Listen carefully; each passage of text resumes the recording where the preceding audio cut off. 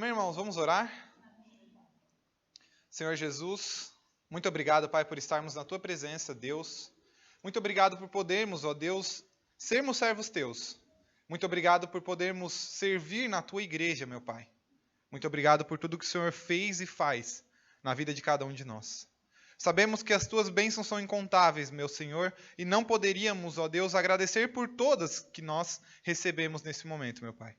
Nós sabemos que o Teu Santo Espírito age sobre a nossa vida sempre, meu Pai, e nós somos gratos por isso. E pedimos que mais uma vez Ele venha atuar, em especial na minha vida, para que eu venha falar apenas da Tua palavra, apenas daquilo que vem da Tua vontade, meu Pai, mas também na vida de cada um irmão, meu Pai, para que eles venham a compreender a Tua palavra da forma como o Senhor quer falar ao coração de cada um, meu Jesus.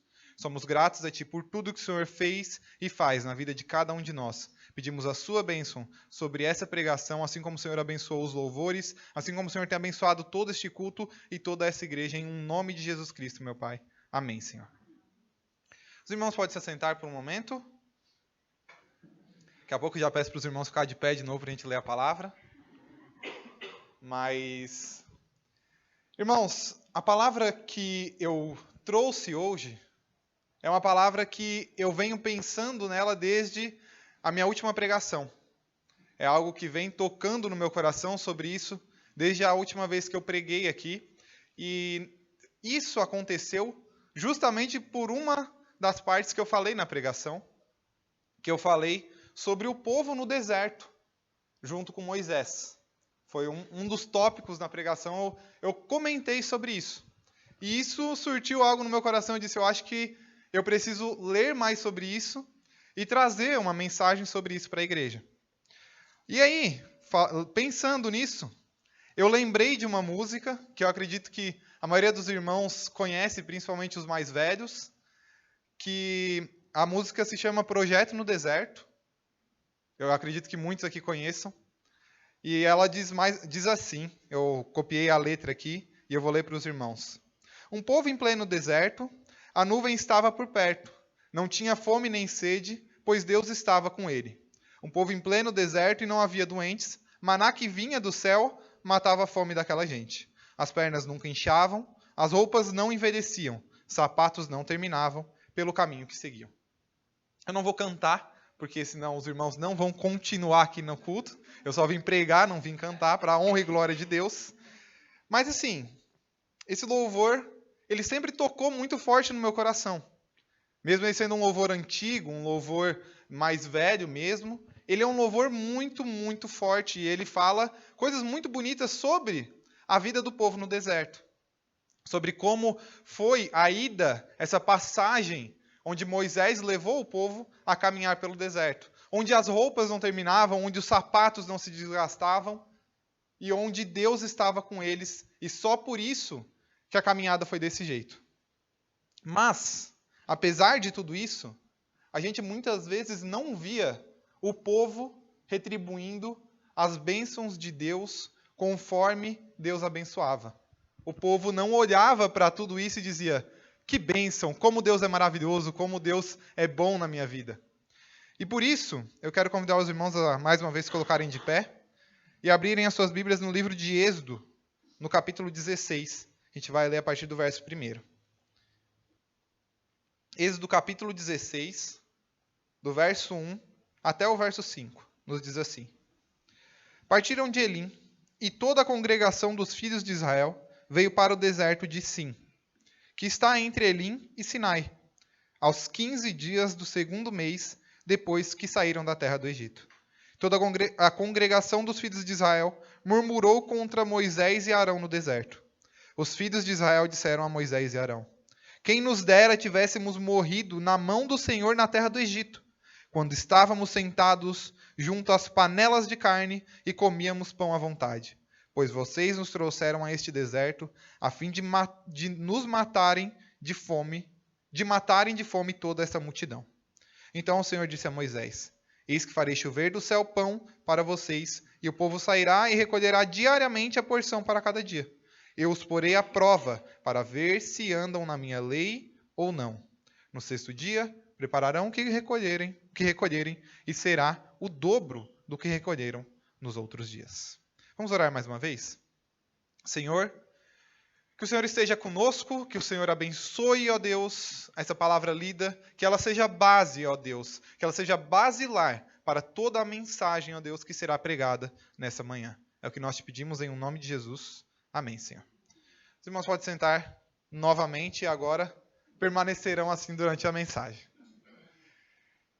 Irmãos, quando eu leio esse texto, e na verdade quando eu leio o texto do povo no deserto, eu consigo perceber muitas coisas, inclusive a irmã Daisy hoje mais cedo comentou um pouco sobre essas coisas que a gente vai comentar hoje. Em primeiro lugar, esse povo era um povo que murmurava muito. E às vezes a gente não tem o costume de falar murmurar no nosso dia a dia. Não é uma palavra que eu falo, nossa, tal pessoa é um murmurador. A gente tem o costume de falar, é um reclamão, é uma reclamona. Tal pessoa reclama demais. E aqui a palavra de Deus diz que o povo estava murmurando com Moisés, dizendo, eu tenho fome, eu preciso de comer. Se a gente voltasse um pouquinho no capítulo 15, a gente vai ver que o povo reclamou de sede, que tinha sede, que precisava de beber. E aqui a gente vê algo que é justo, uma reclamação justa. Poxa, eu sinto fome, eu preciso comer, eu preciso beber. E tudo bem eles reclamarem sobre a comida e a bebida. Mas o que a gente percebe não é apenas isso.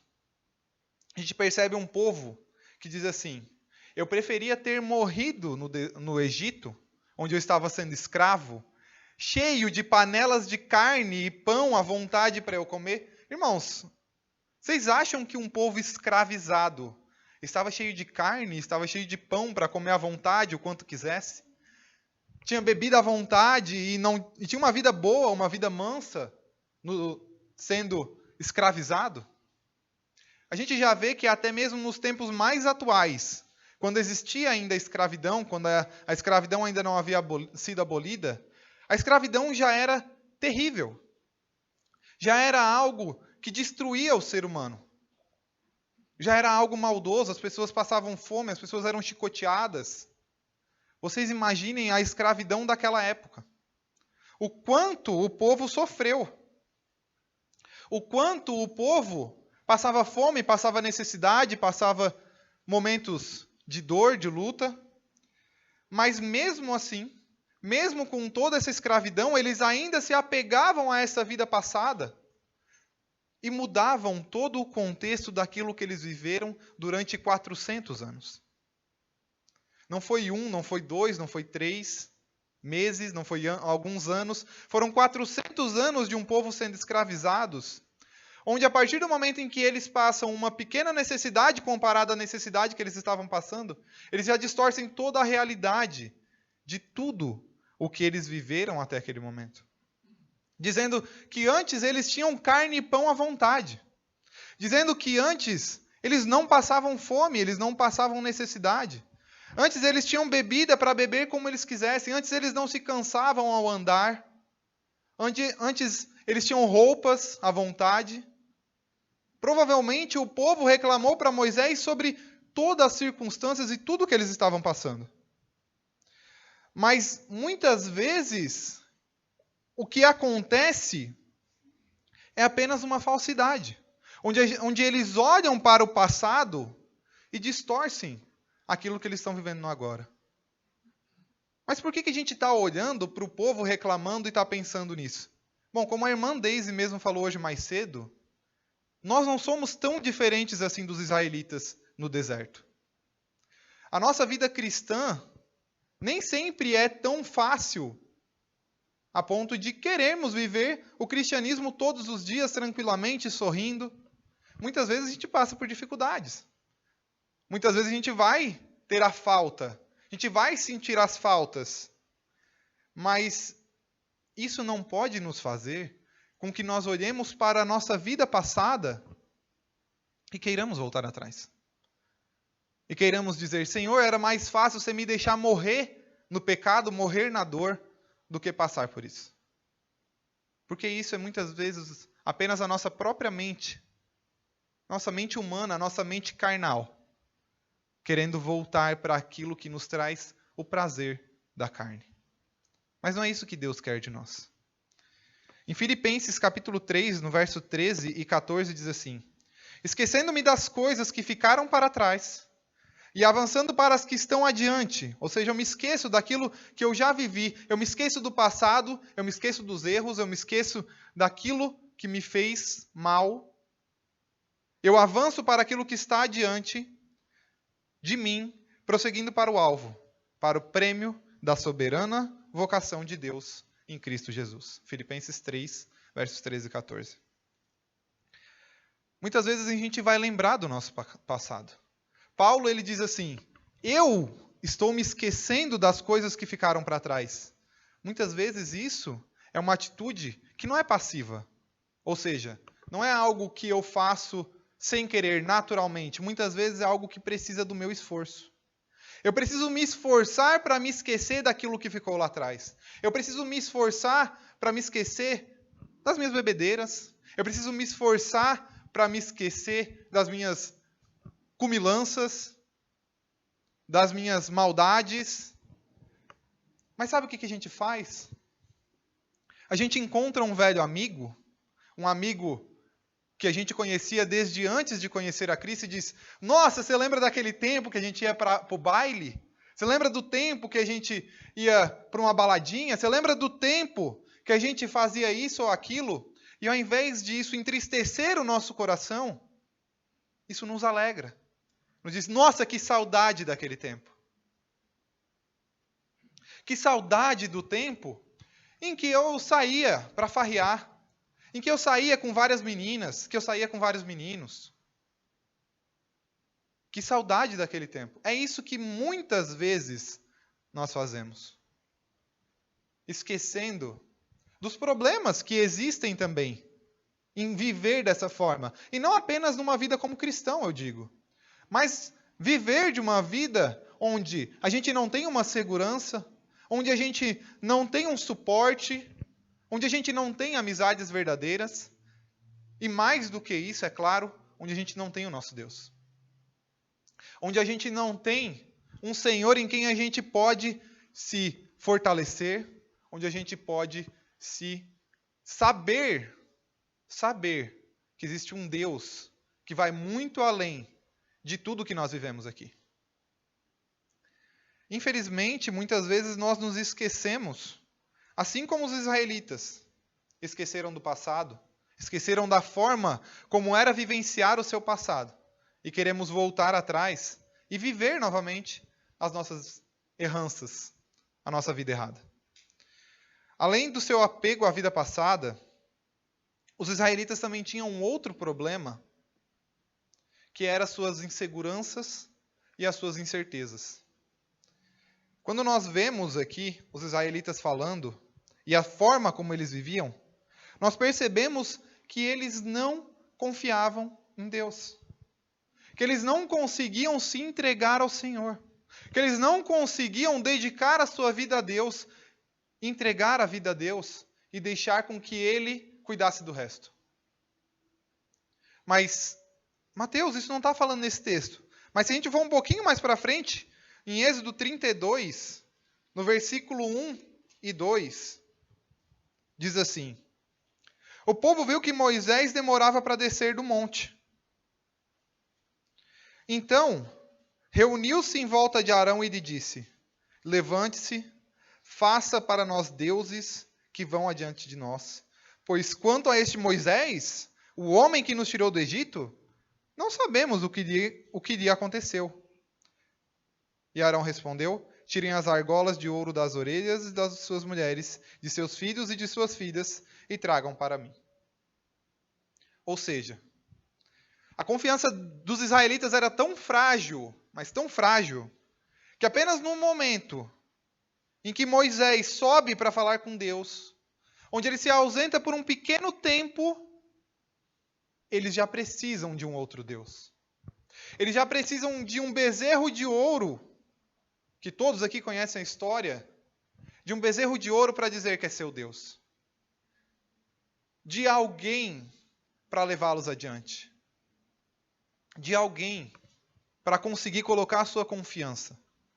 De algo para conseguir colocar a sua força. E aqui nós percebemos, em primeiro lugar, que os israelitas não colocavam sua confiança em Deus. Porque não foi Deus quem se ausentou, foi Moisés. Deus continuava com eles podiam se comunicar com Deus. Nós sabemos que Moisés foi colocado como um intercessor entre Deus e os homens, Deus e Israel naquele momento, mas eles poderiam, Deus estaria aos ouvidos deles. Eles poderiam dizer, Senhor, nós estamos aqui. Talvez Deus não respondesse a eles, assim como respondia a Moisés, mas eles poderiam estar se colocando na presença de Deus. E eles escolheram não fazer isso. Eles escolheram confiar em Moisés. Eles confiavam no Deus de Moisés e não no Deus de Israel. E não no Deus deles. E a partir do momento em que Moisés sai da presença deles, eles param de confiar. Eles se sentem abandonados. Eles sentem que não tem mais ninguém por eles. Então, eu preciso de um novo Deus.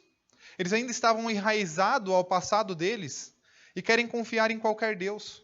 Um Deus feito de ouro, um Deus feito de barro, não importa, mas eles precisam de algo visível ou alguém visível. Alguém em que eles podem tocar, que eles podem olhar. E isso tem muito a ver com a nossa vida. Infelizmente, isso tem tudo a ver com a nossa vida.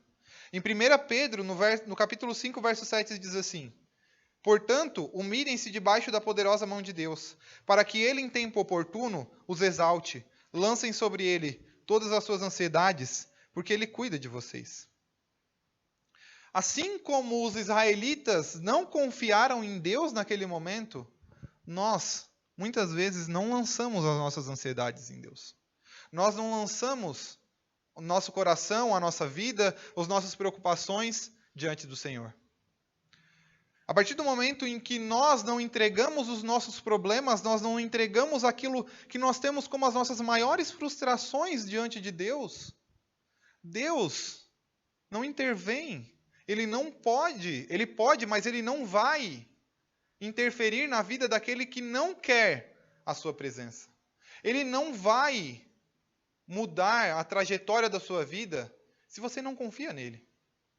Mas agora a gente pode estar pensando, é claro que eu confio.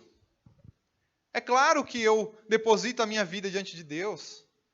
Irmão, eu já até me batizei.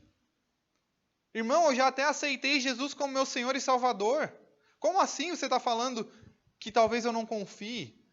A maioria aqui é batizada. Você está falando até para os batizados? Eu estou falando sobre nós mesmos.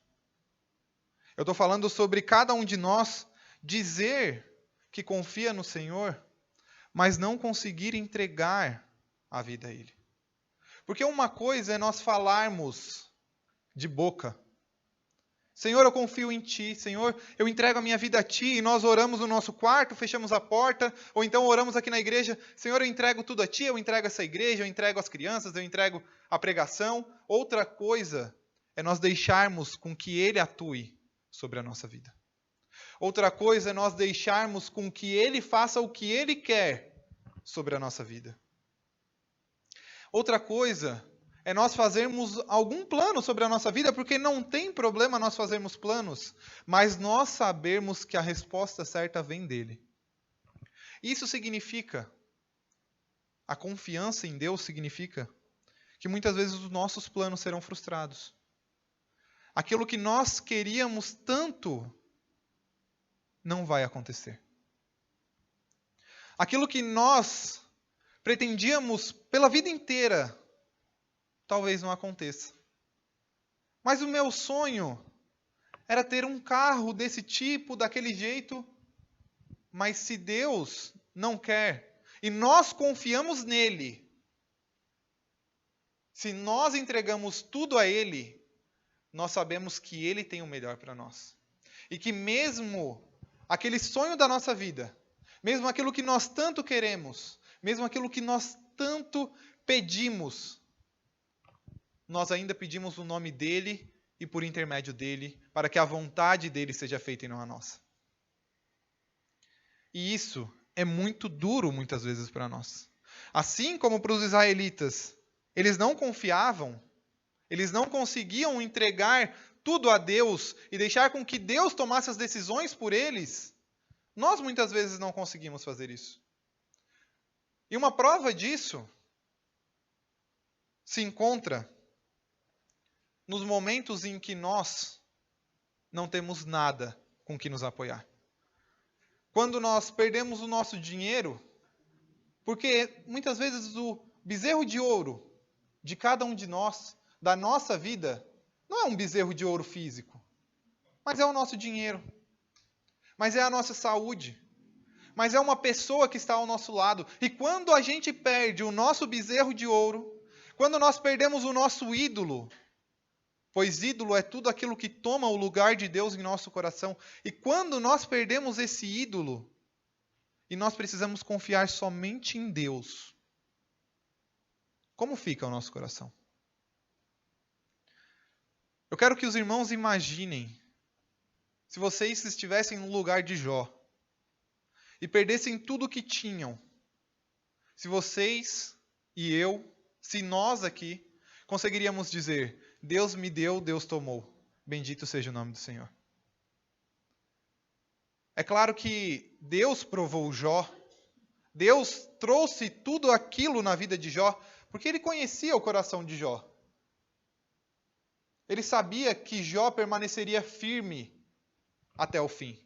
Mesmo Jó não sabendo se ele permaneceria firme, e nós não sabendo, nós não conhecemos o livro da nossa vida, nós não sabemos o que vai acontecer no nosso futuro, nós não sabemos o que está acontecendo nos céus, nós não sabemos se o diabo está tendo outra conversa, como aquela que ele teve com Deus no livro de Jó, e dizendo: eu vou tentar a vida do irmão Mateus, e Deus vai dizer: pode fazer isso, pode tirar o que ele tem, pode tirar, eu deixo, só não tire a vida dele. E eu vou mostrar que o meu servo vai se levantar diante de ti, porque eu conheço o meu servo. E Deus conhece cada um de nós, mas nós não nos conhecemos. E nós só podemos confiar em Deus, porque mesmo depois de perder tudo, Jó se manteve fiel. E nós precisamos permanecer da mesma forma. A confiança, ela requer vulnerabilidade. Ser vulnerável é saber que mesmo quando eu perco tudo, mesmo quando eu não tenho mais nada, eu continuo confiando em Deus. Me deixar vulnerável faz com que eu mesmo e Deus conseguem fazer o melhor dele em mim. É apenas quando nós estamos vulneráveis que nós conseguimos com que as pessoas confiem verdadeiramente em nós. Eu só sou vulnerável para aquele que eu confio. Se eu estou na minha casa e eu preciso deixar alguém na minha casa, eu nunca deixaria entrar alguém na minha casa que eu acabei de conhecer, que eu recém conheci, estava andando na rua, uma pessoa, conheci, bati um papo e disse: vamos lá em casa. E eu saio de casa e deixo ele sozinho. Será que alguém aqui faria isso? Nunca. Ninguém aqui teria coragem de deixar um desconhecido entrar na sua casa, ficar sozinho, confiar nele. Da mesma forma, é com Deus. Nós só deixamos Deus tomar lugar na nossa casa, que somos nós mesmos, quando nós estamos com Ele dia após dia. Quando nós andamos com Ele todos os dias da nossa vida. Se nós não conhecemos a Deus, nós nunca seremos vulneráveis a Ele. Nós nunca vamos deixar com que Ele conheça o nosso interior. Isso só vai acontecer quando nós conhecermos a Ele. E nós só conheceremos a Ele por meio da Sua palavra. Nós só conheceremos a Ele lendo, orando e buscando. Não existe outra forma, não existe outro meio. É apenas assim que nós conseguimos confiar, é apenas assim que nós conseguimos entregar tudo que nós temos e somos. Assim como diz em Salmos: quando eu estiver com medo, eu confiarei em ti. Salmo 56, verso 3. Quando eu estiver com medo, eu confiarei em ti. Mas nós só confiamos em quem nós conhecemos. Mas os israelitas não tinham apenas inseguranças, eles não tinham apenas apego ao passado. Eles também ficavam frustrados com o que Deus trazia a eles. E aí, irmãos, eu quero voltar com os irmãos em Êxodo 13, no verso 21 e 22, está bem pertinho, nos diz assim: O Senhor ia adiante deles, durante o dia numa coluna de nuvem, para os guiar pelo caminho. Durante a noite, numa coluna de fogo, para os iluminar, a fim de que caminhassem de dia e de noite. A coluna de nuvem nunca se afastou do povo durante o dia, nem a coluna de fogo durante a noite. Em Deuteronômio 29:5, os irmãos não precisam abrir. Durante 40 anos eu os conduzi pelo deserto, e nesse tempo não envelheceram as roupas que vocês usavam, nem se gastaram as sandálias que vocês calçavam. Foi por isso que eu li aquele trecho daquela música, Projeto no Deserto. Aqui a gente vê um pouquinho sobre o cuidado de Deus sobre o seu povo. A forma como Deus cuidou, a ponto de trazer uma coluna de fogo para que eles fossem iluminados e se aquecessem durante a noite no deserto. Por que eu disse que eu quis trazer essa pregação baseada na minha última? Porque eu falei que provavelmente eles passaram muito frio e muito calor, mas eles não passaram tanto assim porque Deus cuidou de tudo. Porque Deus cuidou até mesmo daquilo que é supérfluo, como a gente passar um pouco de calor. Deus esteve cuidando dos israelitas durante todo o tempo. Deus trouxe uma nuvem para que eles não sofressem todos os anos do sol, que caminhava com eles durante todos os 40 anos no deserto. Deus não deixou que suas roupas se envelhecessem durante 40 anos. Irmãos, isso é maravilhoso. É grandioso. Deus esteve com eles durante todo o tempo e de todas as formas. E a gente não pode esquecer, novamente, que antes disso, eles permaneceram 400 anos. Eles ficaram 40 no deserto, mas eles ficaram 400 escravizados. E Deus, no final desses 400 anos, ao fim, quando Moisés chega, ele começa a realizar muitos e muitos milagres para a libertação do povo. A gente conhece as 10 pragas, a gente sabe tudo o que aconteceu, além das pragas, o mar vermelho se abrindo, tudo o que aconteceu. E como se isso não fosse suficiente, o povo começa a reclamar sobre o que Deus dava. Reclamava que era só pão, não tinha carne. Reclamava sobre a falta de comida, que no Egito tinha muito mais comida. Reclamava que a água era melhor. Reclamava talvez da roupa. Poxa, eu queria uma roupinha nova. E é claro, isso a Bíblia não fala, né? Que é Bíblia de Mateus, segundo Heresias. Mas a gente vê a reclamação do povo durante todo o caminho. Reclamava a ponto de criar um outro Deus para eles, a ponto de criar um bezerro de ouro para eles. E o que a gente mais vê nos cristãos hoje em dia, uma das coisas que nós mais vemos, são cristãos reclamando daquilo que Deus deu para eles. São cristãos não satisfeitos com tudo o que Deus faz e tudo o que Deus planejou. Deus muitas vezes não nos dá o melhor do melhor, mas Ele nos dá aquilo que nós necessitamos. A gente pode pensar em um pai que compra as coisas para seus filhos. A maioria aqui, não todos, mas muitos aqui, são pais. Alguns outros, todos, né, são filhos, ainda têm seus pais vivos. E conseguem olhar, a partir do momento em que viram pais, ou então se tornam adultos, conseguem olhar para os esforços dos seus pais, em tudo que fizeram, e muitas vezes não conseguiam dar aquilo de melhor, o melhor sapato, a melhor roupa, a melhor comida, não conseguiam trazer filé mignon, mas traziam uma carne de segunda, um ovo, traziam o que podiam, o que dava de melhor para os seus filhos, dentro da capacidade deles. E a partir desse momento, conseguem valorizar. Mas se nós pararmos para pensar, muitas vezes quando nós estamos na condição de filhos, a gente só quer reclamar. A gente nunca está satisfeito com aquilo que nossos pais nos dão. A gente não está satisfeito, a gente quer mais, a gente quer algo melhor. A gente vê o do coleguinha do lado e diz, poxa, eu queria aquilo. E nós, como cristãos, agimos assim como filhos mimados.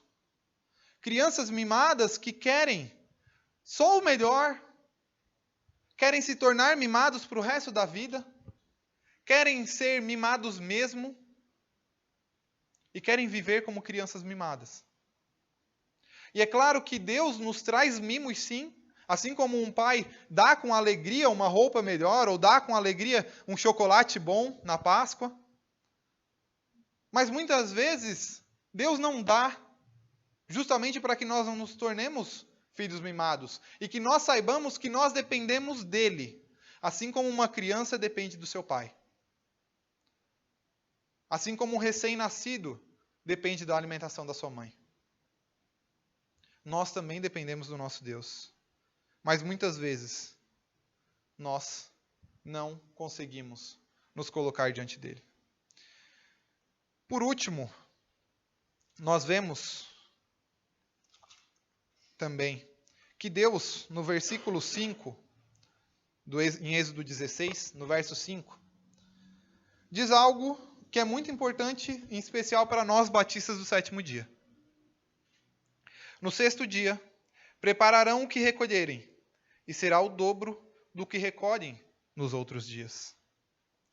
E aí, junto com o versículo 5, eu quero que os irmãos leiam comigo a partir do verso 22 até o 30, que diz assim: No sexto dia, colheram alimento em dobro, 4 litros para cada um. E os principais da congregação vieram e contaram isso a Moisés, e ele respondeu: Isto é o que disse o Senhor. Amanhã é repouso, o santo sábado, dedicado ao Senhor.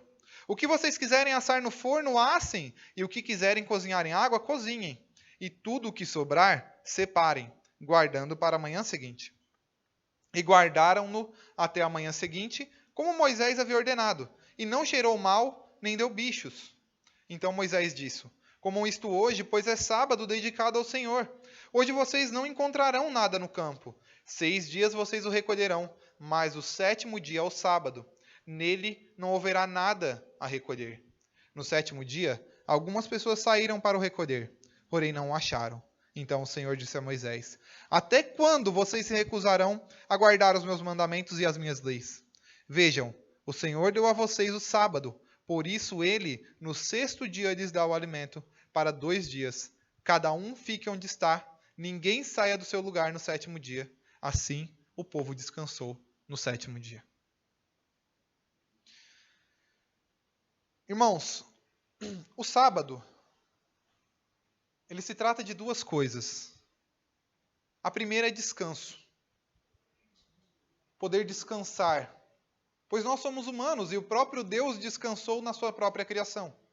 Nós sabemos que o sábado já foi fundamentado dentro da criação, onde o Senhor criou o mundo em 7 dias e em 6 dias, e no sétimo ele descansou. E a segunda se trata sobre confiança. Quando nós guardamos o sábado, quando nós vivemos o sábado, nós confiamos, nós demonstramos que confiamos no Senhor. E muitas vezes nós temos medo. Quem aqui não sentiu medo quando descobriu o sábado? Medo de, poxa, mas será que eu vou dar conta? Poxa, mas será eu tenho que trabalhar no sábado? Eu sempre trabalhei no sábado, e agora? O que eu vou fazer? Poxa, mas eu não vou comprar nada no sábado? Mas é o dia que eu dou rolezinho no shopping. É o dia que eu compro as minhas brusinhas. E muitas vezes, o sábado tem a ver com abdicação também. Um deixar de lado os nossos desejos interiores. Mas mais do que isso, O sábado se trata de confiar. Se trata de, eu sei que o meu Senhor proverá. Eu sei que eu posso descansar. E eu descanso nele, porque ele proverá. Hoje, nesse dia de sábado, é um dia em que nós estamos aqui porque nós confiamos em Deus. Porque nós entregamos a nossa vida a Ele. Porque nós sabemos que Ele cuidará de tudo. Talvez alguns irmãos aqui que são autônomos, que não trabalham em empresas, poderiam estar trabalhando e alguns vão até dizer, poxa, hoje é o dia que mais encheria. E isso, a gente só recebe a provisão do Senhor, nós só vemos a bênção de Deus quando nós aceitamos confiar nele. Quando nós aceitamos que Ele é o nosso provedor e não nós mesmos. Quando nós confiamos nele e entregamos tudo a Ele. E dá medo, irmãos. Nós temos medo, sim. Nós temos dificuldade, sim. É por isso que é tão difícil, muitas vezes, falar sobre o sábado para as pessoas. Porque as pessoas têm medo. Têm medo de confiar em Deus. Nós temos receio da confiança em Deus. Por isso que eu disse que é tão fácil nós proferirmos da nossa boca que confiamos, mas é tão difícil nós realmente colocarmos isso em prática. E confiarmos e entregarmos tudo a Ele.